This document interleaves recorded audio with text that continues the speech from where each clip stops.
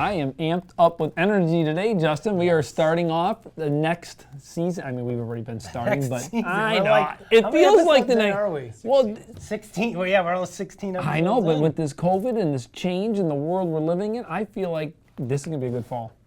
I can feel it already. I'm serious. It doesn't make any sense.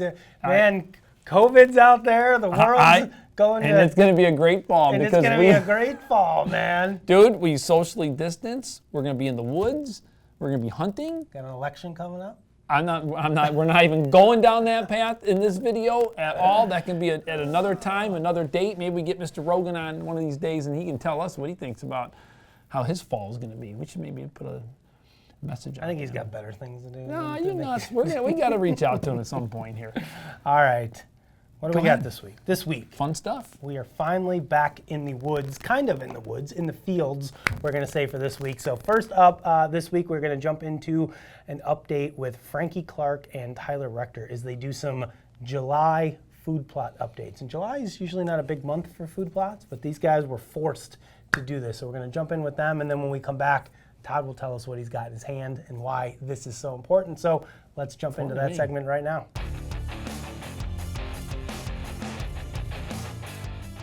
What we got here is this was really wet this spring. The farmer couldn't get in and get any of this planted out here. He just planted where he could get to out on this outer edge, which made it kind of like a banana shape area that he let me come in and I dissed it all under. And I've already planted it once, but I mean the deer have just ate them off, and then the population wasn't exactly right on the planter, I guess. So Tyler, he been picking wheat and baling straw all week, and he finally had a little time. I had a day off. We came in and we're going to no-till these beans right in on top of these beans that are already here. It's July 10th. It's kind of late, but what do you do? Hopefully if these beans don't make it, then we're going to go ahead and probably put oats, maybe some rye, and maybe some radishes and stuff in here. So, but we're thinking that we're going to be good with these beans. Time will only tell. So we'll get these planted, probably wait 10 days and come in and spray, and then go from there and see how everything looks. It's a pretty big bean plot. I'd say it's probably close to 4 acres. Not real wide, but it is. If you look down through there, it's really long, and it kind of pushes in the middle on that where that hooks in, and that's probably where we're going to put the blind, is right there. So that way we can hunt it on a southwest wind or a west wind. And then them deer, if they do try to come from that end to this end, they'll be necked through that little gap, and then it'll be ideal, hopefully. So, but we're going to get these things planted, and then hopefully maybe get a little rain the next couple of days, and then it's supposed to be really, really hot. So we'll see what happens.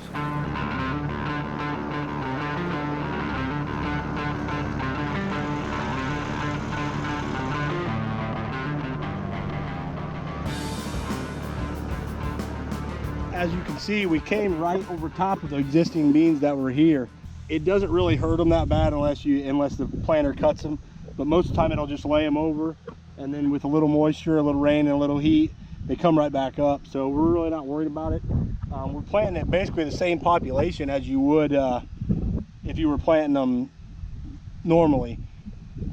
With the deer pressure that we got here with this corn, and this is like the only green area right down here, so we figure they're probably going to wipe them out again. They've already ate about everything off the tops. I mean, as you can see, they ate those, and then all the way down through here, they've really just come through and they just eat the tops off everything, and then the bean basically doesn't do anything after that. So July 10th, is it too late to plant beans or not?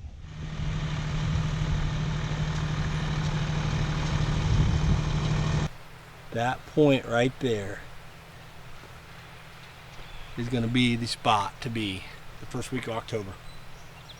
As the resident food plot expert, what do you think? Is July too late to plant beans? No. No. I don't think so. You know what? I mean, honestly, I think the little bit later, now this is really late, but I think the later that you can plant them and the longer they are green, it may really add to your early season October 1st kickoff, because all the other beans, they're kind of turning their nose up to them at that point. If you've got beans that are a little bit later and still green and lush, Provided the money. deer don't wipe them out before hunting season. That's always the problem. That I don't have that problem. That's the problem that I do not have, and I wish I had. But you've had that problem in the past, where they've just annihilated your bean pods. yeah, now all my deer are gone. They're gone. They're all gone? They're not all gone. I'm Yeah, lying. exactly. He is lying. So that was kind of a cool segment from Tyler and Frank. It definitely pays to have farmer friends with equipment. And But let's add one till thing. drills. Well, let's add one more thing to this too, because let's talk about if they do fail, right? I mean, you still got options. Sure. I mean, even if it gets to the point of September and they're kind of bumming out, they can still do oats. Oats would be, right. what I would do. Winter rye. I mean, there are options. So even if they do completely fail, they can still get something in that ground. So it's not going to be a lost hunting spot for them. Yes. Not that these guys are ever hurting for hunting spots. Exactly. So before we jump into the next segment, Todd is going to give us the Pulsar update. What do we got, Graph Man? Well, if you're watching this now, it's too late for you because there's already been a lucky winner. If you are diehard and smart and follow us on social media and pay attention to our website, we gave away a Pulsar Axion thermal scouting scope, and these things, dude, come on, They're pretty addictive. they are. I let Tom Alford borrow mine, and he drove around until like 1 a.m. Dude, these are, just like looking at every field he could look in. They're unbelievable. To see what was out there. I mean, from finding dead deer, guys, in the middle of the night to just seeing deer in a field before you're getting ready to slip out into it. I mean, I'm not gonna lie, this thing has absolutely changed my mind. Even with going to certain spots, I can't believe with this thing how you can walk past. Dude, at night, deer just are like, I think they're like, screw you, man, we got the upper hand. And dude, Not they always. not always, but they always. will let you walk right by them a lot of times. I mean, I've done it, and literally, I've done it like this and been sidestepping, and dude, they're just kind of like, just watching you. Yeah. Just don't make any sudden moves, then they're gonna run. They're no dummies. I like to use mine so one of my leases is in Beans this year. And where we park and access, we have to cross the field to get to the woods. There's Yeah. no other way to get to the timber other than crossing the field. And when it's corn, it's great because they can't see you. As soon as the Right. corn comes down or when it's beans, now all of a sudden you can see the entire field.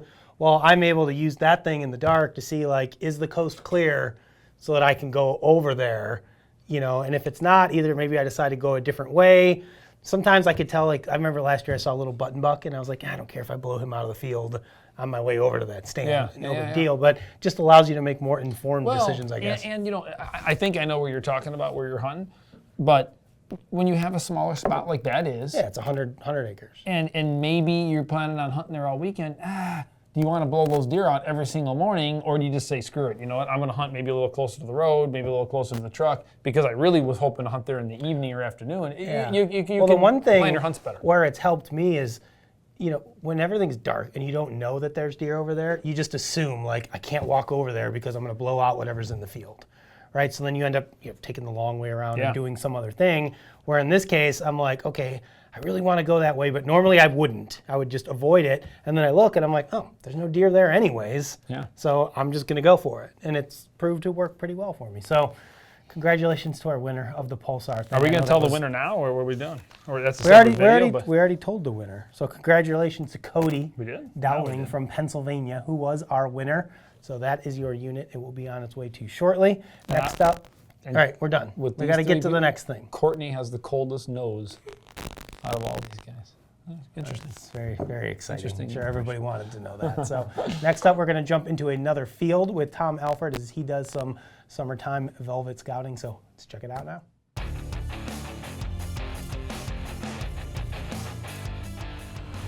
All right, well, we are officially out here doing some summer scouting. It is really good to be back in the woods and trying to get up close and personal with some of these whitetails. It's July 10th, and what I'm doing is I'm out at property number 1, the property that I shot my big buck on last year, December 9th. And what I'm doing is I'm just basically going through, trying to figure out who made it, who's around, who hopefully was going to stick around, how big their antlers got, and just kind of gauge the deer herd.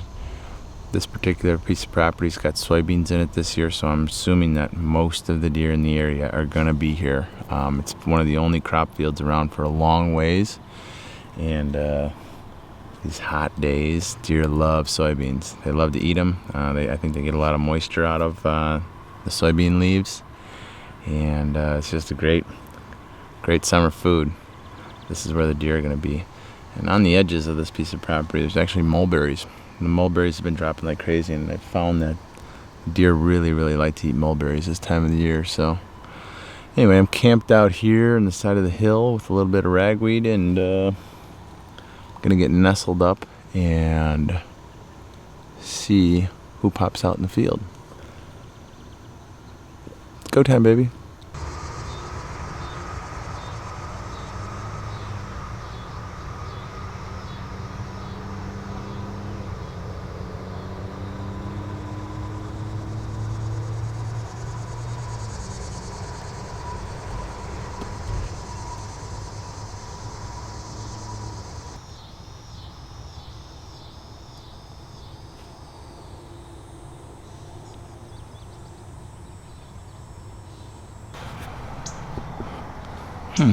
Well, waiting over there on that side of the field, and the little doe came out and kind of walked around and investigated a little bit, got to within 10 yards. That was kind of cool. It's just kind of nice to get super close to whitetails, but no bucks. So I came over here to the other side, see if deer are over here. Nothing, but definitely a neat little spot here. This is where those mulberries are all dropping, and the deer are definitely hammering them. So anyway, I got about a few minutes of light left. Something might pop out, I don't know. But if not, we'll be back the next day looking for them again. Great spot. Here she comes. Come on, little girl.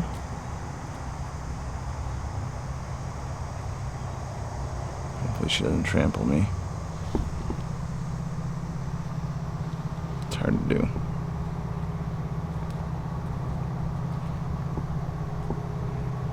I wonder if I could feed her with a mulberry. You want a mulberry, little girl?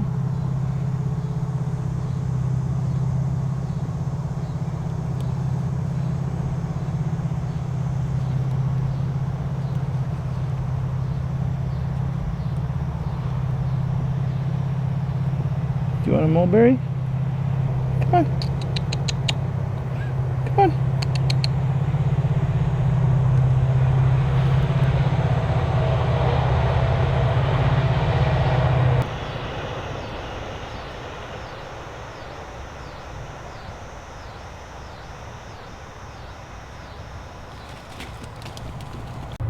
Alright, so day 2 of my summer scouting mission. I ended up coming back to the property that I was at the other day where I saw that doe. I just know there's a lot of deer here, and just want to try a different section of the field, and sure enough, I've already got a couple bucks out here. The drain tile is actually plugged in this particular spot, and now we have water down here, so the deer are absolutely loving it. They're living here. They've got beans, they've got tons of cover, and they've got water now, which is new. It's never been here, so beautiful. I'm gonna sit back, enjoy the nice cool breeze that we have today, and I've got 3 little bucks out in front of me, so we're gonna stay here, check this side of the field, and then probably move back and forth and see if anything enters the other side. They definitely, like I said, hit those mulberries pretty hard this time of the year, so let's do this.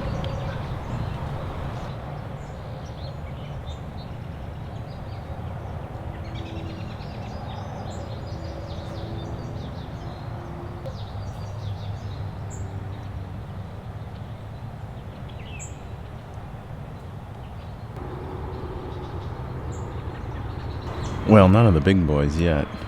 Basically what I'm doing is just bouncing back and forth from field to field.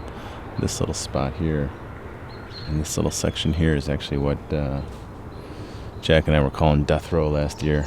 Right where I'm standing is a perfect spot for a ground blind. And what I'm going to do this year is definitely a little different. I'm going to spend a lot more time on the ground now that I feel confident I can get it done self-filming. So this spot here, I'm not actually going to put a ground blind, but I'm going to cut some of this stuff out, and then kind of behind me here I've got my little makeshift blind that I'll be carrying with me, and you know, right there is a perfect spot in the shadows to hopefully get a shot at one of these bruisers. But it'd be nice if one of them showed up here. Looking for, you know, a couple of the big boys, and they are nowhere to be found. And we got about 20 minutes of light left, so we'll go ahead and head back to the other side of the field. Maybe they're over there.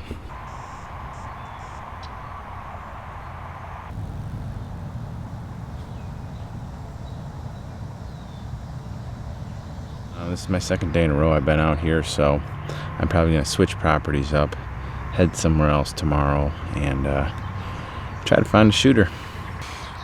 Well, as you can see, I was starting to get gray hair looking for a shooter out here. And on the third day, we got our shooters. There's 2 of them out in the bean field today, along with a couple other little bucks. But I just snuck out here, and sure enough, they're already out. It's a nice cool day, a lot cooler than it's been. And they're out there in the beans and browsing on the field edge, and probably there's a little mulberry tree over there, but 2 really nice bucks in the field.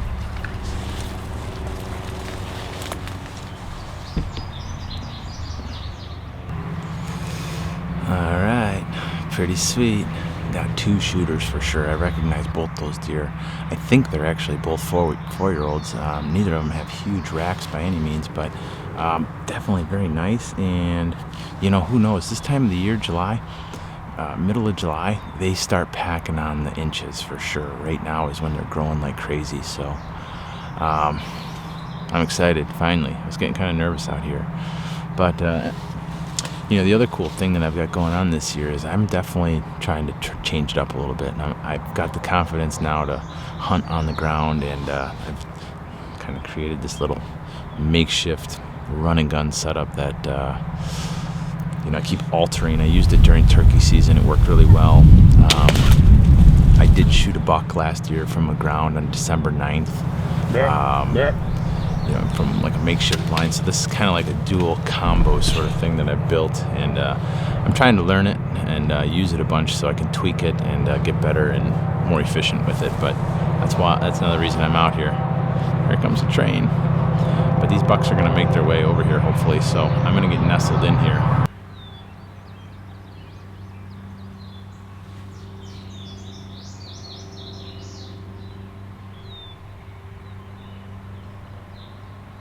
Well, I'm officially running out of daylight here. I'm actually really glad I got a glimpse of those bucks when I did, because they kind of went through and vanished. Figured they'd come back out, but they never did. I think there's actually a water hole over on the other side, but they were, you know, just browsing along those tree lines and loving life right now. But anyway, good news. Got 2 shooters out here on this particular piece of property, so my next mission, next time you see me, I will be on a different piece of property, you know, kind of going through, doing a little bit of scouting, looking for some hit lister bucks. And then once I've kind of figured out which bucks are where, then I'm going to start trying to kind of build some of these little makeshift spots. And I'm going to hunt out of tree stands this year, but primarily in the early season, I'm going to hunt from the ground.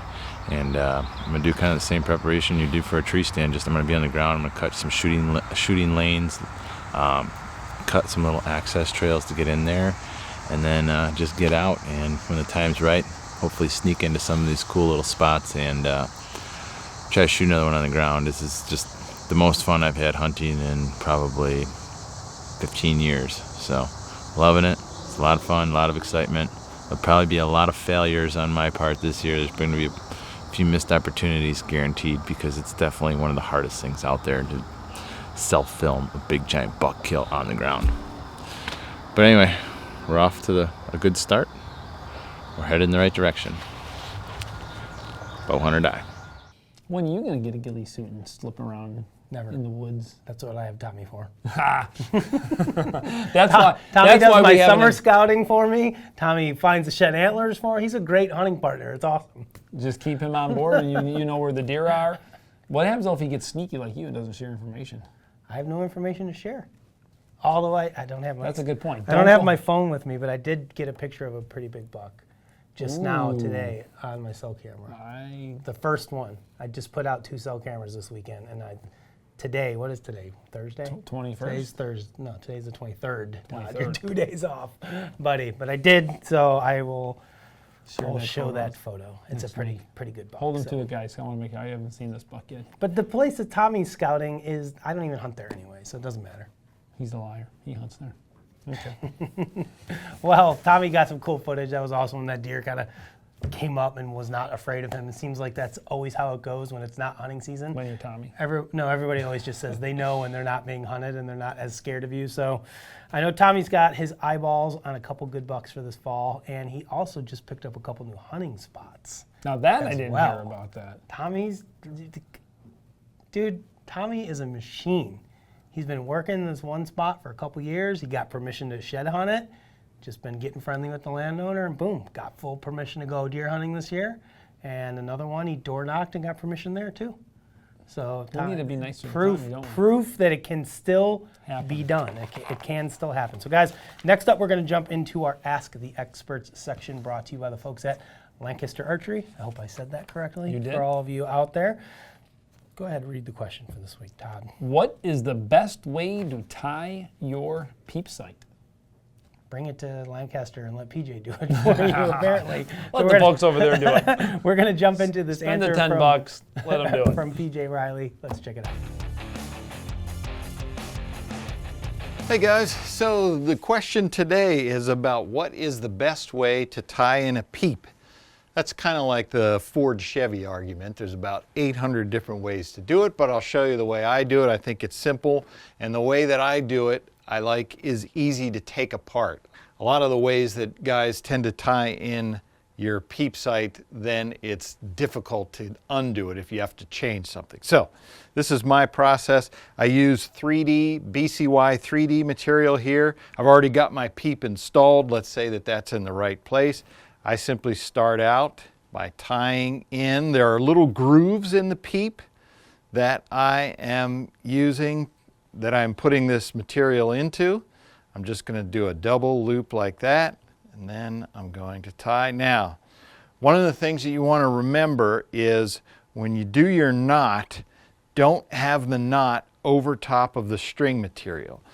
The string material is here on the two sides, so I want my knot in the middle over top of the plastic, just so that it's easier for me to cut it out if I have to cut it to change it.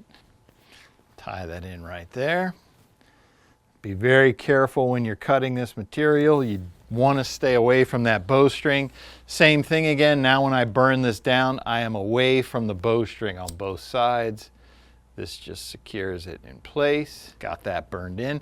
Now the peep, this is substantial enough to keep that peep from moving. I tied it tight enough that it's not going anywhere, but we're going to do some more to secure it in place. Okay, so I'm going to start up above the peep with a length like that. I'm going to go one wrap over on the right side of it, and now I'm going to bring it back over to the other side, and now I can lay it down flat across the string like this, and now I'm just going to wrap over top of it. Couple turns, 4 turns like that. Now I'm going to take my tag in and bring it back that way, and I'm going to wrap in front of it. 3 turns. Okay, so now I have this tag here that is securely in place. Now I'm going to finish off this side. All right, so I have my wrap coming up this way. I'm going to make a loop with my material. I'm going to be on the opposite side of the string. And now I'm going to make a series of 4 loops on the inside here. 2, 3, 4. And now I'm going to take this material and lay it down over top of my knot, and I'm just going to wrap. Okay, now I take my tag in, pull it down tight. Now I've got 2 tag ends here that I can cut and burn. Always cut away from the string and away from you. Take my ends, and here when you burn, just make sure you don't burn too much. All you want to do is get that top right down until it cinches into place. It'll melt nice for you. And now we're going to do another one of these on the bottom side. Come up to the top. Now this is The exact same thing, but in reverse. Got my 2 tag ends. And now what you see here is I have this tie-in securing the peep. Now these 2 here prevent it from moving up and down because of the string angle that it's created. So if you do that, your peep is not going to move, and as I mentioned, if you have to remove it, now all you have to do is cut here, cut here, cut here, and then you can take it all apart. Well, thanks to PJ and the folks over at Lancaster for that helpful tip. I know there's a bunch of Solidified different... why go to the boat shop and let them tie it in. There's a bunch of different ways to tie your peep sight in, and you know, I don't put up, over, and under my peep usually. I'm just an around the peep kind of guy, and it's worked for me, but maybe I'll try PJ's method since he says it's the best way, and he knows more than I do. So next up, we're going to jump into trophy photos. We're back into the deer. We're out of the turkey, so let's take a look at some deer right now. Well, we're back into deer.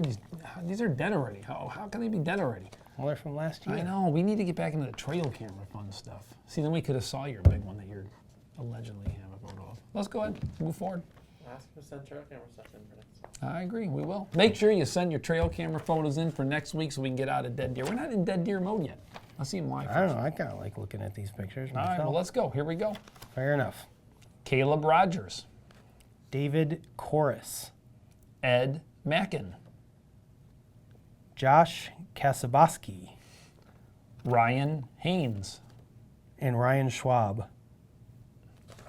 I guarantee I butchered Josh Kasaboski's name. That's so all right. I apologize. Let him win. Make it I a party. apologize to Josh. No, I haven't even picked the winner. Todd, you pick. Who's the winner? Oh yeah, I forgot you didn't get to see him. The white t-shirt kid lost me. Oh, his name's Caleb. He has a Caleb. name. Dude, man, David's rocking it all, man. I can see the bow. I mean, What? Are you kidding me? What? Who do you think's that better? I mean, okay, he probably framed it up better. Ryan did. The tongue's hanging out. I of just that saw that. one. That was a stick. I Graph. take it back. All right, we're going with Ryan. There you go. Ryan Smart it is. decision. Ryan Haynes down in Arizona. Is the lucky There's winner. snow on the ground in his hunt. Yeah, I know. He's up in the We're- mountains. But we're not ready for snow yet. We need No. trail camera photos for next Yes, week. Todd wants trail camera photos, so what it I'm is seeing. not the trophy photo contest. It is the trail cam photo contest, and they got to be from this year. Don't send us your old stuff. We want them date stamped 2020. I think that's what year it is. So send those pictures Best in. photo wins a prize package from us. Ooh, a prize package from Todd and Justin, and Tom Alford, who made the package of the hunter safety system. No kidding. New harness for this year. Pretty cool. That's pretty sweet. So Who if you- shot that photo? Me and you? Had to be me and you. Nah, couldn't have been Brandon. Let's just say me and you did it. it was Brando. It Got to was give Brando. credit Congratulations, where Brandon. credit is due. So And don't forget to start planning for the Trophy Doe contest this fall. Don't forget, if you didn't win last I year, can't wait to beat you again. you have a chance to win this year. You're I beat you toast. at that. I beat you at the. Dude, the you're Trophy so Tom contest? I'm telling you're done. What else can I beat you at? You are done this year. I am feeling it. I've got Okay. a lot of good mojo. You didn't even kill a doe last year. You were like negative points. So thanks to everybody for tuning in. We plan on having a lot more great bow hunting content coming at you from now until the season's end. So we will see you next week right here on Bow Hunter Dive. And my does are going to be a lot fatter this year. It's even better.